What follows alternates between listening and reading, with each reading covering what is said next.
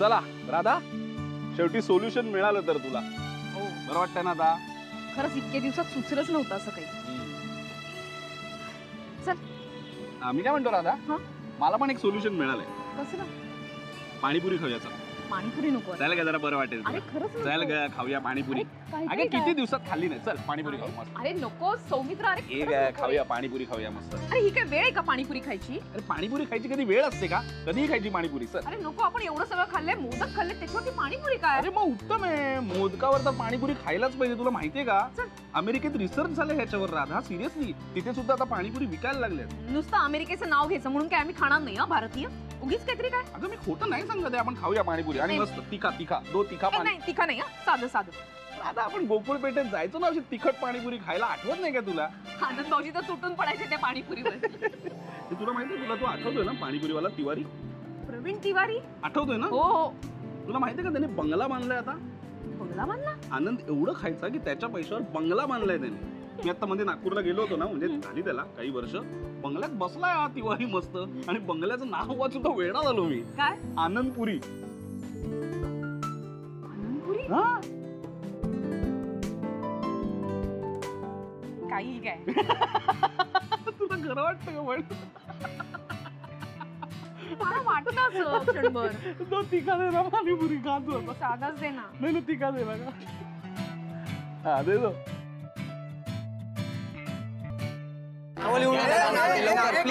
बाजूला सगळेजण बाजूला व्हा. रांगेत उभे राहा, रांगेत उभे राहा. हे बघा, शिस्त म्हणजे शिस्त.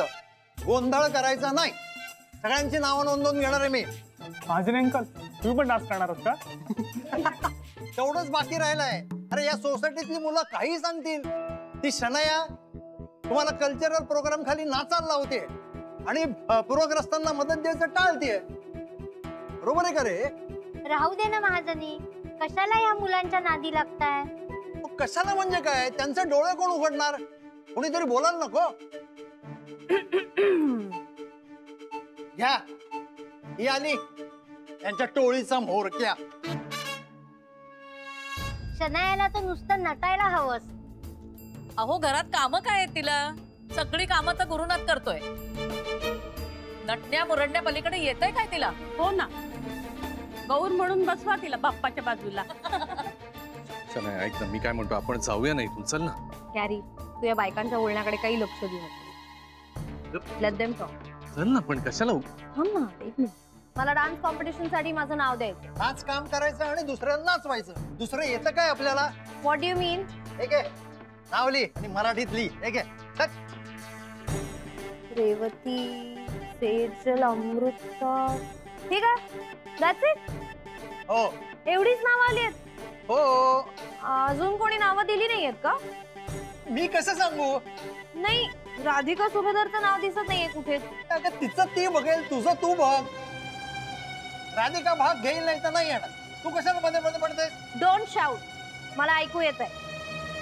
आणि बाप्पा समोर डान्स करणे वगैरे तुम्हाला नसते उद्योग वाटतात का मिशी अंकल? व्हॉट डू यू मीन? बघ शनया, तू मला शब्दात अडकवू नकोस. तुझं तुझं नाव लिही आणि जा. राधिका भाग घेणार नाहीये. का भाग घेणार नाहीये? ती तर आपल्या सोसायटीची ती हे आहे ना, काय अध्यक्ष. हा, अध्यक्ष. शनया, राधिका आंटीने तर इथे नाव सुद्धा लिहिलेलं नाही. आम्हालाही नाही वाटत की ती इथे येईल. अरे तीच चर्चा काय करताय? ए गुरुनाथ, ए जा बाबा घेऊन तिला. आम्हाला खूप काम आहेत अजून. चला जा. तू जरा ऐकतेस का? आपण जाऊया ना इथून. आता तिला नसेल भाग घ्यायचा तर कशाला उगीच? अरे असा कसा भाग नाही घेणार? तिला भाग घ्यावा लागेल. अगं पण नाही घेते ना. मी काय म्हणतो, उगीच सणासुदीला वाद नको. तू ऐक ना माझं. गॅरी, डोंट वरी, काही वादबीद होणार नाही.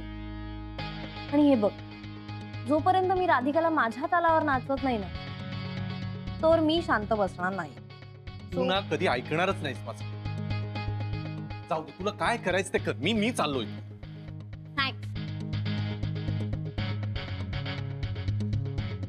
राधिकाला नाचावं तर लागेल. काय करता येईल? आयडिया. Boys, follow me. हाँ बस बस बस बस. हाँ बरं, मस्त दिसतंय एकदम. बढिया. पाव पाव. आजची आज आपण खूप मजा करणार. आज खूप केलात आणि मस्ती पण करणार. हो का? हा ऐका, आणि संध्याकाळी कार्यक्रमही आहे ना? हो, आपण पण घरी आणायचे का गणपती? घरी? हो. पहा, आली आई ती, विचार.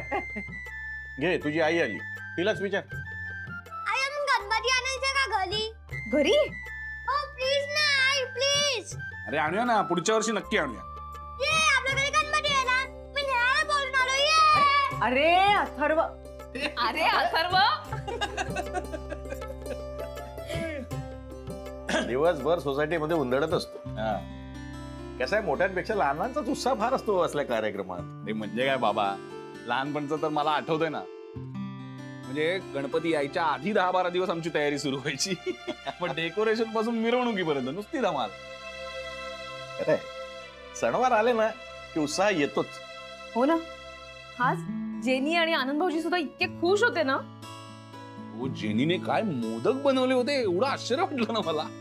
का स्वतः का म्हणते? हो, आणि इतके छान केले होते. किती लवकर शिकली नाही जेनी? मुली असतातच अशा, जिथे जातील तिथले होऊन जातात. आता राधिका, तू नाही का सासरी गेल्यावर तिथलीच होणार? हो, बाबा कशाला टेन्शन देत आहे तिला उगाच. सासरी वगैरे असे जड शब्द नको वापरायला. आमच्याकडे एकदम फ्री माहोल आहे. राधिकाला काही टेन्शन नाही. अरे वा. तू आहेस ना त्यासोबत, मग आम्हाला काही काळजी नाही. पा, सगळं एकदम छान होत आहे. अरे हो, आई बाबा केव्हा येणार म्हटलं तू? येतील लवकरच येतील. लग्नाची तारीख ठरवायची आहे ना. हा, काळजी नको. अगं, याच्या आई बाबा आले की तारीख पक्की. काय राधिका, काय झालं? कुठे हरवलीस? कसला विचार करतेस? नाही, काही नाही. हा, म्हणजे ते फाईलचा विचार करत होते. फाईलचं सोल्युशन निघालं. काय सोल्युशन मिळालं? अरे बढिया. अगं, कसलं सोल्युशन काढलंस? आम्ही डुप्लिकेट पेपर्स करायचं ठरवलं. चाल, बरं झालं भाई, त्या डोक्यावरच एक टेन्शन गेलं नाही. हो, उद्या आनंद भाऊजी सगळं बोलून घेतील. होणार, काळजी नको, सगळं उत्तम होणार. आणि सुचलं कसं? बाप्पाची कृपा, दुसरं काय. खरंय, गणपती बाप्पा सर्वांचंच भलं करतो. गणपती बाप्पा मोरया.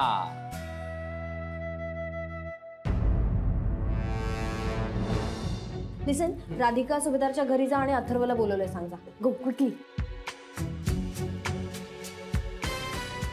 अरे अथर्व, कम हिअर. वाव, आज कोणीतरी खूप हँडसम दिसतंय. आज काय आहे सोसायटीमध्ये? कल्चरल प्रोग्राम आहे. पण कोण कोण पार्टिसिपेट करताय रे? रोहितची मम्मी, सचिनची मम्मी आणि नेहाची मम्मी. हा, पण मग अथर्वची मम्मा नाही करणार आहे का पार्टिसिपेट? नाही, ती नसेल करत, कारण तिला डान्स येतोय की नाही काय माहिती. नाही ना, डान्स येतो. हो का? मग तिने पार्टिसिपेट का नाही केलं? आय थिंक ती घाबरते. घाबरट एक नंबरची. नाही, ती नाही घाबरत. तू खोटं बोलतेय. मी खोटं बोलतेय? फाईन, मी खोटं बोलत असेन, पण मला तर डान्स येतो आणि मी पार्टिसिपेट करू शकते आणि मग मी जिंकू पण शकते. आणि अजून कोण कोण जिंकू शकतं? रोहितची मम्मी, नेहाची मम्मी आणि सचिनची मम्मी. हा, पण अथर्वची मम्मा जिंकूच शकत नाही, कारण ती एक नंबरची घाबरट आहे. तिला डान्स येत नाही आणि ती गुड फॉर नथिंग आहे. ती is a loser. Loser, loser, loser. ती लूजर नाही आहे. माझी मम्मी पार्टिसिपेट करणार. आज येणार आहे बघा खरी मजा. बरं, आज संध्याकाळी नैवेद्याला मोदक मी करणार. आता गावाला सुद्धा केले मी. नक्की? नाही म्हणजे केले असतील तू, पण एवढ्या सगळ्यांचं जमेल का? न जमेल काय, आणि तूच तर शिकवलेस कसे करायचे मोदक. नाही, पण मी येऊ का मदतीला? नाही, मी करेन सगळं. तुला बाकी किती काम आहे? आणि का म्हणते सुबोध भाऊ, सगळं व्यवस्थित आहे ना तिकडे गावी? सगळं छान. कोण कोण असते गावी तिकडे? सुबोधचे काका काकू, आणि आता सुबोध सुद्धा इतक्या वर्षांनी गेलाय, त्यामुळे मग तो तिकडेच राहणार आहे 4-5 दिवस. वा वा, छान छान छान छान. पण घरी सगळं बरं आहे ना? हो, सगळं व्यवस्थित. बरं, ती काहीतरी म्हणे कल्चरल प्रोग्राम वगैरे करणार आहे. जाऊ दे रे होती, तिला काय करायचं ते करू दे. त्याला दुसरी कामं नाही आहेत का? मला भरपूर कामं आहेत, ऑफिसची टेन्शन्स आहेत, ते फाईलचं पडलंय मला. जाऊ दे ना, काय करायचं ते करू दे तिला. मला तिच्याकडे लक्ष द्यायला वेळ नाही. पण काय करायचं ठरवलंयस तू आता? काय नाही, डुप्लिकेट फाईल बनवणं, सगळे पेपर्स कलेक्ट करणं. काय काल रडते काहून? काय झालं? आता डान्स कॉम्पिटिशन मध्ये भाग घे आणि तिला हलव. कोणाला? कुणाला? बॅड आंटीला. का केलं तिनं आता? ती म्हणाली तुझ्या आले डान्स येत नाही, ती हलेल. पाहते बरं, ही खूप त्रास देते बाई. आई तुम्ही शांत राहा बरं. काहून बरं असं करत आहे ती? जाऊ दे ना, तिला काय करायचं काय बोलायचं ते बोलू दे. आई तू हलशील का? मी तुझी आई आहे ना, मी कधीच हरणार नाही. काय करणार आहेस तू? बघते मी, तिला मी माझ्या पद्धतीनं उत्तर दे.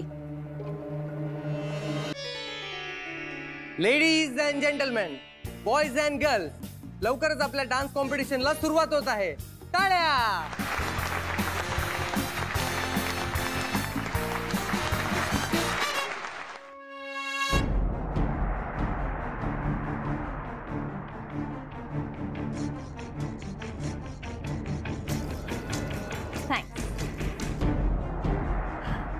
सो आज मी पण डान्स कॉम्पिटिशन मध्ये पार्ट घ्यायला तयार आहे, पण माझी एक अट आहे.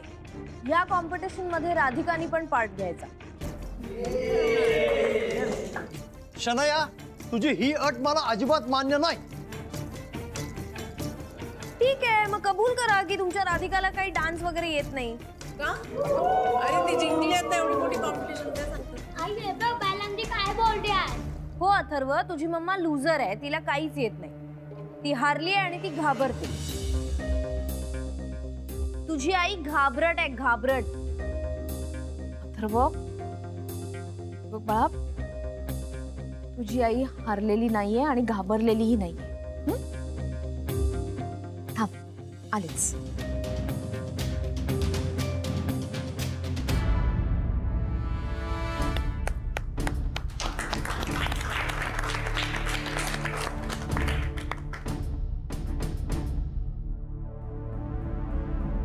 मी या कॉम्पिटिशन मध्ये भाग घेईनच, पण त्याआधी मला तुम्हा सगळ्यांशी जरा बोलायचंय.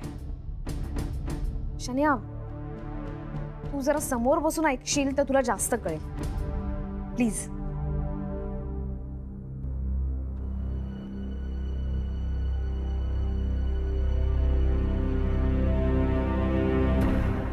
मी तुमच्याशी बोलणार आहे म्हणजे मी काय लेक्चर वगैरे देणार नाहीये आणि तुम्हाला बोरही करणार नाहीये. मला तुमच्याशी संवाद साधायचा आहे, मन मोकळ्या गप्पा मारायच्या आहेत. मी त्याआधी तुम्हाला एक प्रश्न विचारते.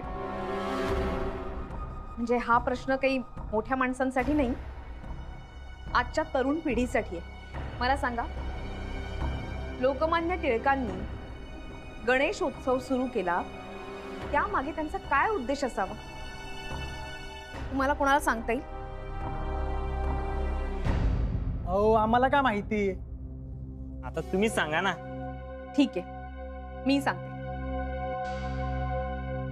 लोकमान्य टिळकांनी गणेशोत्सव साजरा करायला सुरुवात केली, तो काळ होता स्वातंत्र्यपूर्व काळ. त्या काळात लोकांना एकत्र यायला, बोलायला, स्वातंत्र्यासंदर्भात बोलायला मनाई होती. तेव्हा टिळकांना असं वाटलं की आपण धार्मिक कारणासाठी मात्र एकत्र नक्की येऊ शकतो. या निमित्तानं आपण समाज प्रबोधन करू शकतो. लोकांमध्ये राष्ट्राभिमान, राष्ट्रप्रेम, एकात्मतेची भावना असणं जास्त महत्वाचं आहे. आणि म्हणूनच सार्वजनिक गणेशोत्सवाची सुरुवात झाली. त्या काळात लोक एकत्र येत,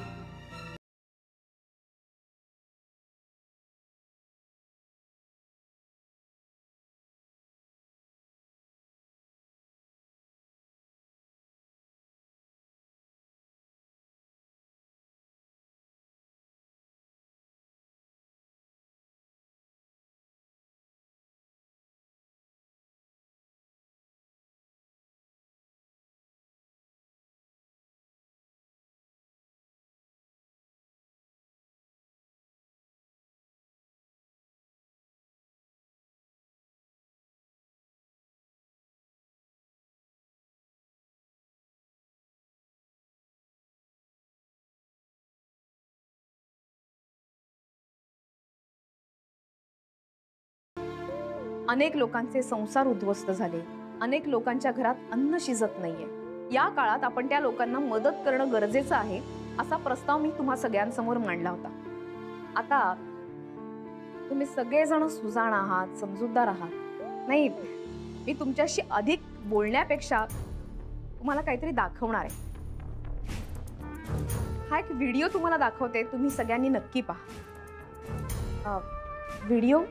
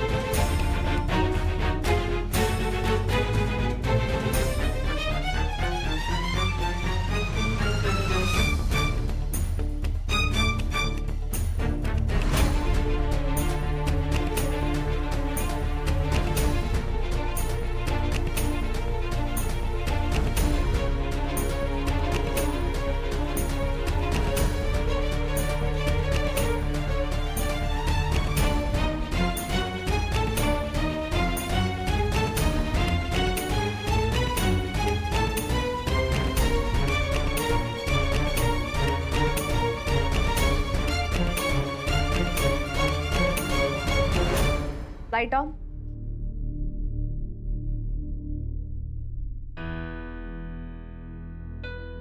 या पूरग्रस्तांना आज सगळीकडनं मदत मिळते.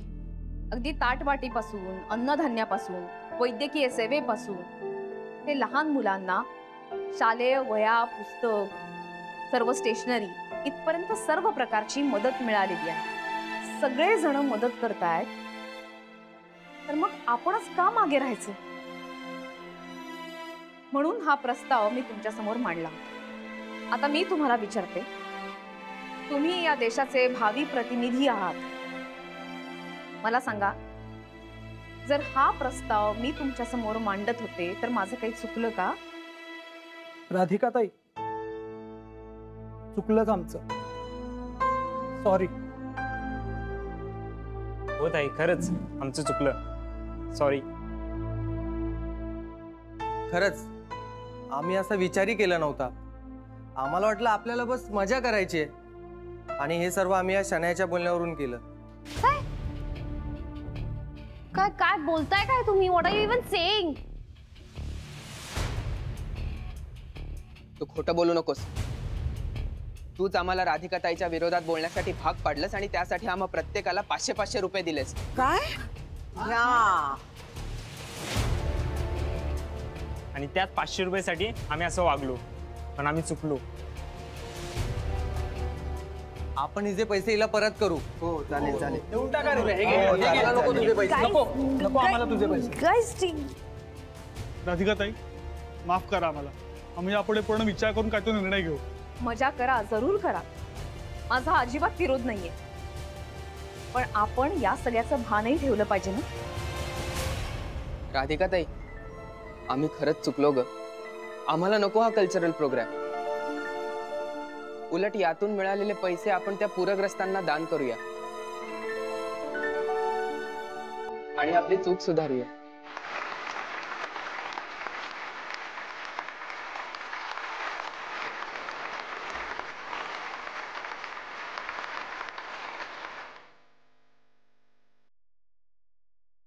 शन्या, सत्याचा आणि प्रामाणिक प्रयत्नांचा नेहमीच विजय होतो. तू ठरवलेला कल्चरल प्रोग्राम यशस्वी नाही झाला, कारण या सगळ्या मुलांवरती चांगले संस्कार व्हावे अशी माझी, आम्हा सगळ्यांची आणि गणपती बाप्पाची इच्छा होती. म्हणून